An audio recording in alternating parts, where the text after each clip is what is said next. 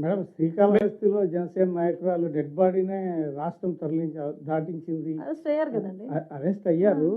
మరి అధికార పార్టీకి చెందినటువంటి ఒక నేత, అందులో నియోజకవర్గ ఇన్ఛార్జి, జనసేన పార్టీ నాయకురాలు, ఆమెనే ఇట్లా చేస్తే కనుక ఈ కూటమి నేతలు సో ఏం సందేశం యాక్చువల్లీ ఇస్తారు మీకు అదే ప్రభుత్వం చెప్తున్నా మధ్యకి? సార్, ఒకటి మీరు దయచేసి ఒకటి వినాలి.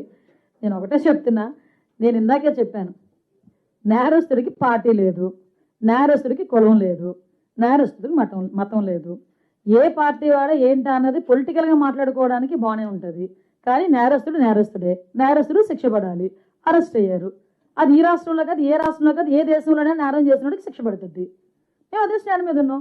మేము ఎవరో అతను వెనకేసుకొస్తే, ఇప్పుడు మొన్న ఎవరో అన్నాడు రప్ప అన్నాడు, అది తప్పురా నాయన అని మేము అందరం చెప్తే ప్రపంచం అంతా తప్పు చెప్పింది. కానీ వాళ్ళ నాయకులు ఏం చెప్తున్నారు, అది తప్పు కాదని మాట్లాడుతున్నారు. అది పొరపాటు, అది పాయింట్అవుట్ చేయండి. మేమేమి ఆవిడ చేసింది తప్పు కాదు అని ఎవరు మా స్టేట్మెంట్లు ఏమి ఎవరు ఇవ్వలేదు కదా, బయటకు వచ్చి ఎవరు ఇవ్వలేదు కదా. సో చట్టం తన పని తను చేసుకెళ్ళింది.